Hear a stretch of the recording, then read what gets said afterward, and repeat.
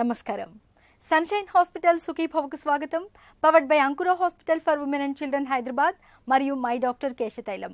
అనవసరంగా గర్భసంచి తొలగింపుతో వచ్చే కష్ట నష్టాలు, ప్రత్యామ్నాయ మార్గాల గురించిన ప్రత్యేక కథనంతో మీ ముందుకొస్తోంది నేటి సుఖీభవ.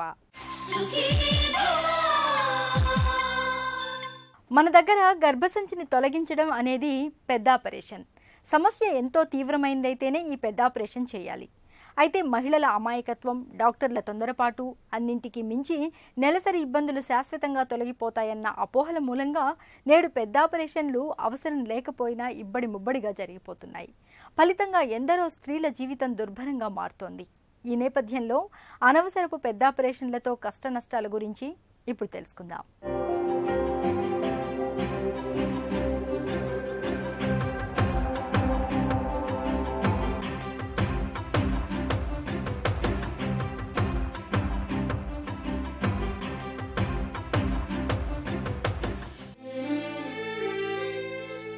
గర్భాశయం మాతృత్వానికి ఆధారం, మానవ జన్మకు మూలక్షేత్రం.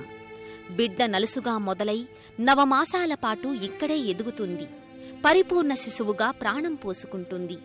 ఋతుచక్రం మొదలైనప్పటి నుంచి నిలిచిపోయేదాకా ప్రకృతి ధర్మాన్ని నిర్వర్తించడంలో కీలక పాత్ర పోషిస్తుంది. ఇంతటి కీలకమైన అవయవం నేడు కొందరికి అక్కరలేని చుట్టమైతే, మరికొందరికేమో కాసుల వర్షం కురిపించే కల్పవృక్షంగా మారిపోయింది. ఫలితంగా గర్భసంచి తొలగింపు ఆపరేషన్లు ఇవాళ ఇబ్బడి ముబ్బడిగా జరిగిపోతున్నాయి. సిజేరియన్ సెక్షన్ తర్వాత ఎక్కువగా చేసే ఆపరేషన్లు హిస్టెక్టమీ అండి. మన దేశంలోనే కాదు, ప్రపంచవ్యాప్తంగానూ ఈ జబ్బు అన్నది ఎక్కువగా పెరిగిపోయింది. ముఖ్యంగా అసలు ఆడవాళ్ళకు అనుకోవలసింది ఏంటంటేను, వాళ్ళకి ఒక్క గర్భాశయమే ఉండదండి. కడుపులో వచ్చే ప్రతి సమస్యకి గర్భాశయమే కారణం అని అనుకోవడం మూలంచి వాళ్ళు అనుకోవడం ఏంటంటే గర్భాశయం తొలగించేసుకుంటే ఈ అవస్థలు, ఈ కష్టాలన్నీ పోతాయని చెప్పి. అది ముఖ్యంగా మనం ఈ ఆడవాళ్ళందరికీ, స్త్రీలందరికీ కూడా విడమర్చి చెప్పాలి. మీ గర్భాశయం ఒకటే కాదు మీ కడుపులో ఉండేది. కడుపు, పేగులు, మూత్రపిండాలు, అలాగే లివరు, స్ప్లీను, ఇలా ఎన్నో అవయవాలు ఉంటాయి. ఎందులో అయినా సమస్య రావచ్చు. ఆ సమస్య మూలంచి మీకు ఏమైనా కష్టాలు, నష్టాలు రావచ్చు. ఇవే కాకుండా వెనకాల వెన్నుపూసల సమస్యలు ఉంటే కూడాను కొన్నిసార్లు కడుపులో నొప్పులు రావడం, ఇలాంటివన్నీ కూడాను అయ్యే ప్రమాదాలు ఉంటాయి. అన్నిటికీ గర్భాశయాలు తీయించేసుకుని దీన్ని ఏదో సర్వరోగ నివారణలాగా అనుకోవడం మూలంచే ఈ గర్భాశయపు ఆపరేషన్లు చాలా ముఖ్యంగా ఎక్కువగా పెరిగిపోతున్నాయండి. గర్భసంచి అనేది కేవలం పిల్లల కోసమేననే భావన ఇవాళ చాలా మందిలో కనిపిస్తోంది. ముఖ్యంగా గ్రామీణ ప్రాంత మహిళల్లో ఈ నమ్మకం ఎక్కువగా కనిపిస్తోంది. పిల్లలు పుట్టిన తరువాత గర్భసంచితో పనిలేదని, పైగా తొలగించుకుంటే నెలనెలా ఉండే బహిష్టు బాధలు శాశ్వతంగా తగ్గుతాయని నమ్ముతారు చాలామంది. అవగాహన లేని అమాయకత్వం మహిళలదైతే, అవగాహన ఉండి కూడా గర్భసంచి తొలగింపు ఆపరేషన్లను కొంతమంది వైద్యులు ప్రోత్సహిస్తున్నారు. గర్భసంచి తొలగించుకోవటానికి కొన్ని సమస్యలు ఉన్నప్పుడే, అది అవసరమైనప్పుడే చేయించుకోవాలి. ప్రతి చిన్న సమస్యకి గర్భసంచి తొలగించుకోవటం అన్నది సమాధానం కాదు. ఎందుకంటే చాలా గైనిక్ సమస్యలకి చిన్న చిన్న ట్రీట్మెంట్లతోటి, అంటే చిన్న టెస్టులు చేసి వాటికి మందులు వాడటం వల్ల, లేదా చిన్న ట్రీట్మెంట్ ద్వారా, అంటే క్రయో సర్జరీ కానీ, లీప్ ప్రొసీజర్స్, ఇటువంటి చిన్న ప్రొసీజర్స్ వల్ల గర్భసంచి సమస్యలు మనం తగ్గించుకోవచ్చు. సమస్య ఇంకా ఎక్కువ జటిలం అవుతున్నప్పుడే గర్భసంచి తొలగించుకోవాలి. ఎప్పుడైతే గర్భకోశం తొలగిస్తారో ఆ రక్త ప్రసారం గర్భకోశం పక్కన ఉన్న అండాశయాలు కూడా, అదే నాళాలు పక్కన ఒవేరియన్ వెజల్స్ ఉన్నా కూడా, ఈ యూట్రైన్ వెజల్స్, ఒవేరియన్ వెజల్స్ రెండూ ఒక చోట జాయిన్ అవుతాయి. అనాస్టమోసిస్ అంటాం. అది దెబ్బతింటుంది. దానివల్ల అండాశయానికి వచ్చే రక్త ప్రసారంలో మార్పులు రావచ్చు. ఎప్పుడైతే మామూలు మెనోపాజ్ దశ, ఒకవేళ 45-50 ఏళ్ళకి మెనోపాజ్ దశ ఉన్నట్లయితే, హిస్టెక్టమీ తొందరగా చేయించుకున్న స్త్రీలలో, 25 ఏళ్లకే యూట్రస్ తీయించుకున్న వారిలో ఈ మెనోపాజ్ దశ ఇంకో 5-6 ఏళ్ళు ముందే వచ్చే అవకాశం ఉంది. అంటే 40 ఏళ్లకే ఈస్ట్రోజన్స్ తయారీ ఆగిపోతాయి అండాశయాల్లో. దీనివల్ల స్త్రీకి ఇంకో 10 ఏళ్ల ముందు నుంచి ఈస్ట్రోజన్ లోపం వలన ఆమె శరీరంలో అనేక మార్పులు వచ్చే అవకాశం ఉంటుంది. అనవసరంగా గర్భసంచిని తొలగించుకోవడం అంటే కోరి సమస్యలను కొని తెచ్చుకోవడం అని చెప్తారు డాక్టర్లు. అనవసరపు హిస్టరెక్టమీలతో వచ్చే కష్ట నష్టాలు ఎలా ఉంటాయో ఇప్పుడు తెలుసుకుందాం.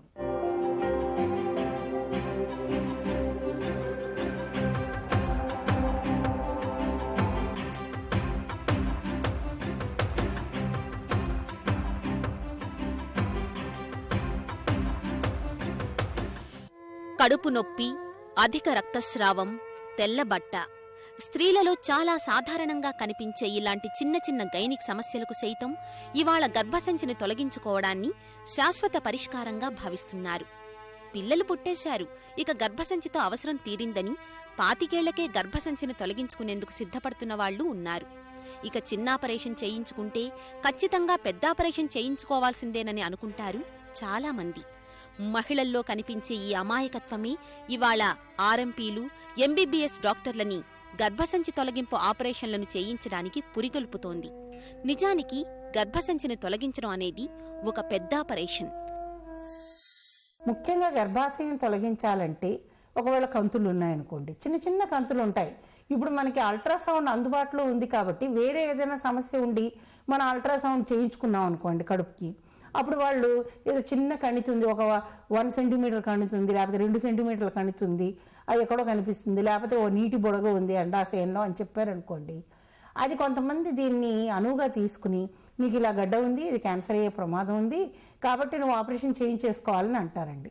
ఈ చిన్న చిన్న కణుతులు అన్నవి ఫైబ్రాయిడ్స్ ముఖ్యంగాను, అవి ఎప్పుడైతే మనకి సమస్యను సృష్టిస్తాయో, అంటే దాని సైజ్ ద్వారా ప్రెషర్ సిమ్టమ్స్ అంటాం, అంటే మూత్రపు తిత్తి మీద ప్రెషర్ మూలాంచి మూత్రపు సమస్యలు రావడం కానీ, లేకపోతే అది ఎంత పెద్దగా పెరిగిపోయిందంటేను దాని మూలాంచి చాలా బ్లీడింగ్ అయిపోతుంది, ఈ బ్లీడింగ్ని మనం కంట్రోల్ చేయలేకపోతున్నాం ఇతర మందుల ద్వారా కానీ, లేకపోతే అది లోపలికి గర్భాశయపు లోపలి పొరలోకి పెరుగుతుండి దానివల్ల సమస్యలు సృష్టిస్తుంటే, లేదా వ్యంధ్యత్వం దాని మూలంగా జరుగుతూ ఉంటే, ఇలాంటివన్నీ కారణాలు ఉంటే తప్ప దాన్ని తొలగించకూడదు. అలాగే చాలామంది కొంచెం ఎక్కువగా బ్లీడింగ్ అయినా, తక్కువగా బ్లీడింగ్ అయినా, లేకపోతే తెల్లమైలైనా కూడాను చాలామంది వైట్ డిశ్చార్జ్ వస్తే ఇదేదో క్యాన్సర్కి దారి తీస్తుంది కాబట్టి తప్పనిసరిగా దీన్ని ఆపరేషన్ తీయించేసుకుంటే ఇంకా మళ్ళీ ఏ సమస్య ఉండదు అని అనుకుంటారు. ఇవన్నీ కాక మామూలుగా ఇరుగు పొరుగు వాళ్ళు చెప్పేదాన్ని బట్టి కూడా చాలామంది ఈ గర్భాశయపు ఆపరేషన్ చేయించేసుకుంటున్నారండి. కానీ ముఖ్యంగా ఇక్కడ ఆలోచించవలసింది ఏంటంటేను, ఇప్పుడు ఎక్కువగా బ్లీడింగ్ అయినా ఏ పరిస్థితి వచ్చినా కూడా ముఖ్యంగా అసలు కారణం ఏంటి, ఈ పరిస్థితి రావడానికి కారణం ఏంటి అన్నది డాక్టర్లు విశ్లేషించి దానికి అవసరమైతే బయాప్సీ చేసి ఆ బయాప్సీలో కారణం ఏంటో కనుక్కొని నిజంగా అవసరమైతేనే గర్భాశయాన్ని తొలగించాల్సి ఉంటుంది. అలాగే బహిష్టు సమయంలో ఎక్కువగా బ్లీడింగ్ అవుతున్నప్పుడు కూడా మనకు ప్రత్యామ్నాయ చికిత్సలు చాలా ఉన్నాయండి. మందులు వాడచ్చు, టాబ్లెట్స్ నోటి ద్వారా తీసుకునేవి, అలాగే మిరీనా అని గర్భాశయంలో పెట్టేది, ఇవన్నీ కాకుండా గర్భాశయపు లోపలి పొరని తొలగించే పద్ధతులు కూడా చాలా మనకు అందుబాటులో ఉన్నాయండి. గర్భసంచిని తొలగించడానికి సాకుగా చెబుతున్న గైనిక్ సమస్యలనేవి ఇవాళ కొత్తగా కనిపిస్తున్నవేమీ కాదు.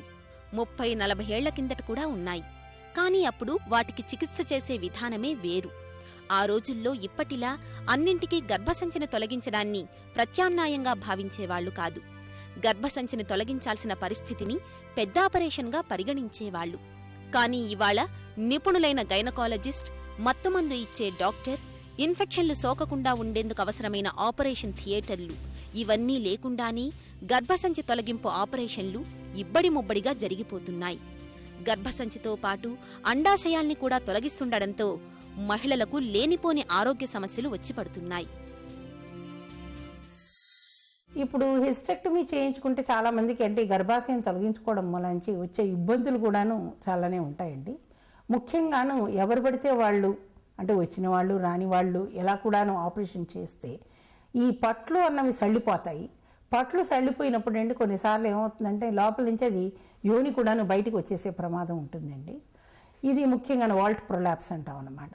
ఇవన్నీ కాకుండాను పూర్తిగా తొలగించలేదనుకోండి, కొంచెం కింద భాగం వదిలేశారనుకోండి, ఆ కింది భాగం అంటే సబ్ టోటల్ హిస్టెక్టమీ అంటారనమాట. కొంతమందికి టెక్నిక్ సరిగా రాక పై భాగం మాత్రమే తీసేయవచ్చు, కింది భాగం వదిలేయచ్చు. వాళ్ళకి ఫాలో అప్ లేకపోతే వాళ్ళకి అందులో క్యాన్సర్ వచ్చే ప్రమాదం కూడా ఉంటుంది. ఇలా క్యాన్సర్ వచ్చినప్పుడు ఆపరేషన్ చేయడం కూడా కష్టం అవుతుందండి. వాళ్ళకి కేవలం రేడియేషన్ ఏదో వేరే ట్రీట్మెంట్ ఇవ్వాల్సి ఉంటుంది. ఇలాంటి ప్రాబ్లమ్స్ కూడా రావచ్చును. ఇంతేకాకుండా కొన్నిసార్లు చిన్న వయసులోనే అంటే మరి 20-22 వయసుల్లో తెల్లమైల అని చాలామందిని మేము చూస్తున్నామండి. తెల్లమైల అవుతుంది, 2 పిల్లలు అయిపోయారు, ఇంకా ఉండి ఏం చేసేది లేదని గర్భాశయం తొలగించేసుకోవడం. ఇవన్నీ కాకుండాను ముట్లు ఉడిగిపోయే ముందు ఇప్పుడు నిజంగాను అమెరికన్ కాలేజ్ ఆఫ్ ఆబ్స్టిషన్స్ ఏమంటారంటే 65 సంవత్సరాలు వచ్చేదాకా కూడాను, అంటే ముట్లు ఉడిగిపోయినాక కూడాను అండాశయాలు పనిచేస్తూనే ఉంటాయి. ఎంతో కొంత హార్మోన్స్ మన శరీరానికి అవి పంపిస్తూనే ఉంటాయి అన్నమాట. స్ట్రోమా అని ఉంటుంది, గుడ్లు లేకపోయినా కూడాను ఆ చుట్టూ ఉండే స్ట్రోమా నుంచి మనకి కొన్ని హార్మోన్స్ వస్తుంటాయండి. అంచేత అవసరమైతే తప్ప, అంటే అండాశయంలో ఏదో ఉండాలి ప్రాబ్లం, అలాంటప్పుడు తప్ప అండాశయాలని తొలగించకూడదు అన్నది కూడా ఉందండి. ఈ అండాశయాలను ముందరే తొలగించడం మూలంచి సడన్గా మన శరీరంలోంచి హార్మోన్స్ అన్నీ కూడాను వెళ్ళిపోతాయి. కాబట్టి చాలా ఉధృతంగా మనకి ముట్లుడిగిపోయేటప్పుడు వచ్చే సమస్యలన్నీ రావచ్చును. ఇవన్నీ కాకుండాను ఒకవేళ అండాశయాలు ఉంచితే కూడాను కొన్నిసార్లు ఏం చేస్తారంటే ఒక చిన్న సిస్ట్ ఉంది అని చెప్పేసి ఒక అండాశయం నుంచి ఒక అండాశయం తీసేస్తారు. అలా కూడా తీయకూడదండి. అండాశయాలు ఉంచినప్పుడు కూడాను మనం జాగ్రత్తగా దానికి రక్త ప్రసరణ సరిగా ఉందా లేదా చూసుకోకుండా ఆపరేషన్ చేసినప్పుడు అవి తొందరగా పని మానేసే అవకాశాలు కూడా ఉంటాయి. కాబట్టి హిస్టెక్టమీ అన్నది అంత సులువుగా తీసుకోకూడదండి. హిస్టెక్టమీ అయిన తర్వాత ఈ మన జాగ్రత్తలన్నీ తీసుకోకుండా అండాశయాలు జాగ్రత్తగా ఉంచకపోతే కనుక అండాశయాలు పని మానేసి సర్జికల్ మెనోపాజ్ అంటారన్నమాట. అలా వచ్చే అవకాశాలు కూడా ఉంటాయండి. గర్భసంచిలో కనిపించే ప్రతి సమస్యకు తొలగింపు ఒకటే పరిష్కారం కాదు. మన ముందు ఎన్నో ప్రత్యామ్నాయాలున్నాయి. వాటి గురించిన పూర్తి వివరాలని ఇప్పుడు తెలుసుకుందాం.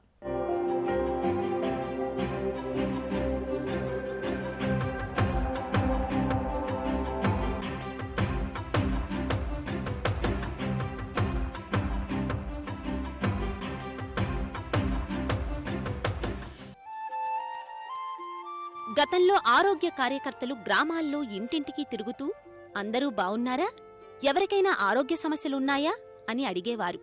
ఇప్పుడు ఆ స్థానాన్ని ప్రైవేటు ఆస్పత్రుల ప్రతినిధులు ఆక్రమించారు.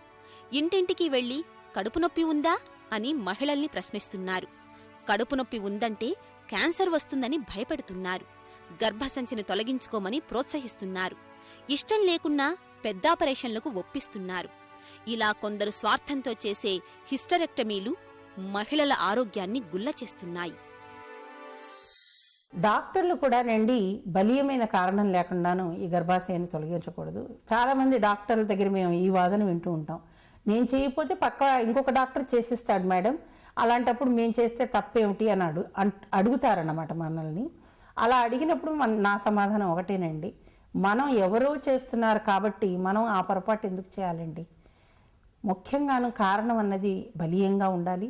దానికి ముందర బయాప్సీ అన్నది ఒకటి ఉండాలి. ఇప్పుడు మేము చూస్తున్న చాలామందిలో ఆపరేషన్లు చేసుకున్నాక సమస్యలతో మా దగ్గరికి వచ్చే వాళ్ళ దగ్గర అసలు ఆపరేషన్ ఎందుకు జరిగింది, దాని తర్వాత ఏమైంది, బయాప్సీ అన్నది ముందర జరిగిందా, ఒకవేళ గర్భాశయం తీసిన తర్వాత దాన్ని బయాప్సీకి పంపించారా, అసలు ఇలాంటి వివరాలు ఏవి కూడా ఉండటం లేదండి. ఊరికే మాకు ఆపరేషన్ చేశారు, ఎందుకు చేశారో మాకు తెలీదు, నాకు తెల్లమైలైతే నేను డాక్టర్ దగ్గరికి వెళ్తే నీకు క్యాన్సర్ రావచ్చు అని చెప్పి తీసేశారు అని ఇలా చెప్పడం ఎక్కువైపోతుందండి. కానీ ఇప్పుడు చదువుకున్న ఆడవాడు మమ్మల్ని అడుగుతున్నారు, ఎందుకు మాకు తీసేయాలంటున్నారు, మీరు బయాప్సీ చేశారా. ఇలాంటి అవగాహన అన్నది చదువు ఉన్న వాళ్ళకి చదువు లేని వాళ్ళకి కూడా ఎప్పుడైతే వస్తుందో అప్పుడే ఈ పని చేయాల్సి ఉంటుందండి. ముఖ్యంగాను మనము హిపోక్రటిస్ ఓత్ అంటారు, మేము డిగ్రీ పుచ్చుకున్నప్పుడు దాన్ని చదువుతామండి. డూ నో హార్మ్ అంటే ఎప్పుడు కూడాను పేషెంట్కి హాని కలిగించకూడదు అన్నది చాలా ముఖ్యమైన ప్రిన్సిపల్ అండి చికిత్సా విధానంలో, అలోపతిలో. కాబట్టి అనవసరమైన ఆపరేషన్లు చేయడం మూలాంచి మనం పేషెంట్లకి హామ్ చేస్తున్నాం, అంటే కీడు చేస్తున్నాం. ఈ కీడు చేయడం అనేది చాలా పొరపాటు.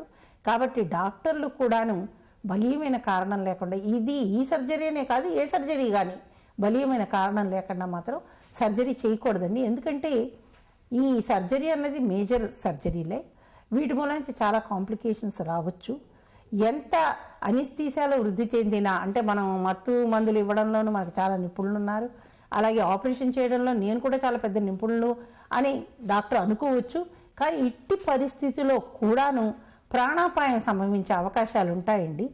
బలీయమైన కారణం ఉండి నేను ఒకవేళ ఆపరేషన్ చేయకపోతే తను పేషెంట్కి ప్రాణాపాయం కలగొచ్చు అన్నప్పుడు చేయొచ్చును. కానీ నేను ఏ విధమైన కారణము లేకుండాను ఆపరేషన్ చేసి ఒకవేళ గనక ఆ పేషెంట్ చనిపోతే వాళ్ళ కుటుంబానికి కలిగే హానిని గురించి కూడా మేము చాలా ఆలోచన చేసి ఈ ఆపరేషన్ చేయాలండి. ముఖ్యంగా జూనియర్ డాక్టర్స్ కానీ సీనియర్ డాక్టర్స్ కానీ ఎవరైనా కానీ మేము ముఖ్యంగా ఆలోచించవలసింది ఇదొక్కటేనండి.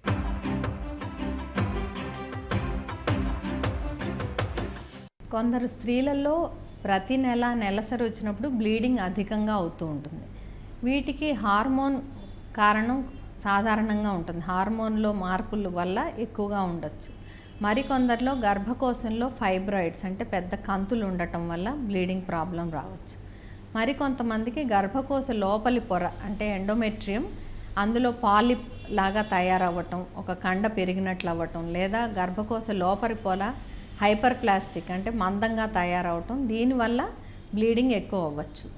ఈ హార్మోన్ ప్రభావంతో వచ్చిన సమస్యలు కానీ పాలిప్ ఉన్నట్లయితే వాటిని తొలగించటం వల్ల, హార్మోన్ ట్రీట్మెంట్ తీసుకోవటం వల్ల ఈ సమస్య తగ్గించవచ్చు. ఫైబ్రాయిడ్స్ ఉన్న వాళ్ళకి గర్భకోశం తీయకుండా హిస్ట్రోస్కోపీ ద్వారా ఈ ఫైబ్రాయిడ్ మాత్రం తొలగించేది అంటే సబ్మ్యూకస్ ఫైబ్రాయిడ్ని మయోమెక్టమీ, హిస్ట్రోస్కోపిక్ మయోమెక్టమీ ద్వారా వీళ్ళకి సమస్యను తీర్చవచ్చు. ఇంట్రామ్యూరల్ ఫైబ్రాయిడ్స్, సబ్సీరస్ ఫైబ్రాయిడ్స్ ఉన్నప్పుడు వాళ్ళకి కొన్నిసార్లు ప్రెషర్ సిమ్టమ్స్ అంటాం. అంటే దానివల్ల జీర్ణకోశము, బ్లాడర్, యూరినరీ బ్లాడర్ దగ్గర ఉండటం వల్ల వాటి మీద ఒత్తిడి వల్ల సమస్యలు రావచ్చు. అటువంటప్పుడు కూడా మయోమెక్టమీ అంటే కంతి మాత్రం తీసివేసి గర్భకోశాన్ని ఏమి అంటుకోకుండా ట్రీట్మెంట్ ఇవ్వచ్చు. గర్భకోశ ముఖద్వారం అంటే సర్విక్స్కి కొన్నిసార్లు పూత ఉంటుంది, అంటే దాన్ని ఎరోజన్ అంటాం. ఈ ఎరోజన్ దానివల్ల ఇన్ఫెక్షన్స్ వస్తూ ఉంటాయి. వైట్ డిశ్చార్జ్, నడుము నొప్పి, బ్యాక్ ఏక్ ఉంటుంది. వీళ్ళకి ఇన్ఫెక్షన్స్కి ట్రీట్మెంట్ ఇచ్చి ఆ పూత కవర్ అవ్వటం కోసం క్రయోకాటరీ కానీ లీప్ ప్రొసీజర్స్ అని అవి చేస్తాం. గ్రామీణ ప్రాంత మహిళల్లో గర్భసంచిపై అవగాహన తక్కువ. నెలసరి చికాకులు, కడుపు నొప్పి, రక్తస్రావం వంటి బాధలు శాశ్వతంగా తగ్గుతాయన్న ఒకే ఒక్క నమ్మకమే వాళ్లను పెద్దాపరేషన్లకు ముందుకొచ్చేలా చేస్తోంది. అయితే ఇవాళ గైనిక్ సమస్యలకు ఆధునిక వైద్యంలో అందుబాటులో ఉన్న చికిత్సలపై మహిళలకు అవగాహన కల్పిస్తే పెద్దాపరేషన్లు చాలా వరకు తగ్గే అవకాశం ఉంటుంది. గర్భసంచిలో గడ్డలకు మైమెక్టమీ, కార్టరీ, ఐస్ ట్రీట్మెంట్ వంటి అధునాతనమైన పద్ధతులు అందుబాటులో ఉన్నాయి. అలాగే కడుపు నొప్పి, తెల్లబట్టకు చక్కటి మందులున్నాయి. అవసరమైతే మైనర్ సర్జరీలతో చాలా వరకు గైనిక్ సమస్యల్ని ఇప్పుడు నయం చేయవచ్చు. బహిష్లు ఉడికిపోయే సమయంలో బ్లీడింగ్ అయినప్పుడు ముఖ్యంగా క్యాన్సర్లు వచ్చే అవకాశం ఉంటుంది. కాబట్టి క్యాన్సర్ ఉందా లేదా అన్నదానికి సర్వైకల్ బయాప్సీ కానీ, కాల్పోస్కోపీ కానీ, అలాగే డిఎన్సీ కానీ ఇవన్నీ చేసి పరీక్షల ద్వారా నిర్ధారణ చేసుకుని ఏ విధమైన బాధ లేదు, దీనికి ఆపరేషన్ అవసరం లేదు అని అనుకున్నప్పుడు మనం హార్మోన్స్ వాడచ్చండి. అలాగే మనకి యాంటీఫిబ్రినోలిటిక్స్ అన్న డ్రగ్స్ ఉన్నాయండి, వాటిని వాడచ్చును. అలాగే యాంటీ ఇన్ఫ్లమేటరీ డ్రగ్స్ అని ఉన్నాయండి, వీటిని non steroidal anti inflammatory drugs అంటారు, ఇవి వాడొచ్చునండి. వీటన్నిటితోనే 50 నుంచి 60% వరకు మన బ్లీడింగ్ని తగ్గించవచ్చు. అలాగే బ్లీడింగ్ తగ్గడానికి హార్మోన్స్ ఇవన్నీ కాకుండాను లోపల పొరని మార్చేసేవి థర్మల్ అబ్లేషన్స్ అన్న టెక్నిక్స్ ఉన్నాయండి. ఇవన్నీ కాకుండా కొత్తగా హార్మోన్ని రిలీజ్ చేసే లోపల పెట్టే ఇంట్రాయూట్రైన్ కాంట్రసెప్టివ్ డివైస్ లాంటిది మెరీనా అని కూడా ఒకటి అందుబాటులో ఉందండి. ఇవన్నీ కూడాను మనం వాడి వాళ్ళకి నిజంగా బ్లీడింగ్ మూలంగా చాలా కష్టంగా ఉందంటే ఇవన్నీ వాడే అవకాశాలు ఉన్నాయండి. గర్భాశయాన్ని తొలగించవలసిన అవసరం అయితే అసలు లేదండి. మొట్టమొదటి మహిళలందరూ తెలుసుకోవాల్సింది ఏంటంటేను, కడుపులో ఒక గర్భాశయమే ఉండదు, ఏ సమస్య వచ్చినా దాని మూలంచే అని అనుకోకూడదు. తర్వాత క్యాన్సర్ అనేది కేవలం గర్భాశయంలో మాత్రమే రాదు, ఆడవాళ్ళకి ఇతర అవయవాల్లో కూడాను క్యాన్సర్ వచ్చే అవకాశాలు ఉంటాయి. ముఖ్యంగా ఇప్పుడు రొమ్ములో కూడాను క్యాన్సర్ వచ్చే అవకాశం ఉంటుంది. అందుకని ఎప్పుడో రొమ్ములో క్యాన్సర్ రావచ్చు, మనం ఇప్పుడు పాలు ఇవ్వటం లేదు, పిల్లలు లేరు కాబట్టి మనం రొమ్మును తొలగించుకోగలం కదా. కాబట్టి అలాగే గర్భాశయం కూడా ఒట్టి పిల్లలు మోయడానికే కావాలి. కాబట్టి ఆ పని అయిపోయినాక ఇంకేదైనా ప్రాబ్లం రావచ్చు, కాబట్టి గర్భాశయాన్ని తొలగించేసుకోవాలి అని మాత్రం ఎవరు కూడాను అనుకోకూడదండి.